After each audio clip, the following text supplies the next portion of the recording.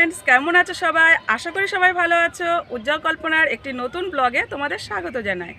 বন্ধুরা, এটা আমার ফার্স্ট ব্লগ। আমি নদিয়া থেকে আমার এই ব্লগে তোমরা দেখতে পাবে daily lifestyle, cooking, shopping, travelling আরও অনেক কিছু। এতক্ষণ দেখার জন্য তোমাদের অনেক ধন্যবাদ।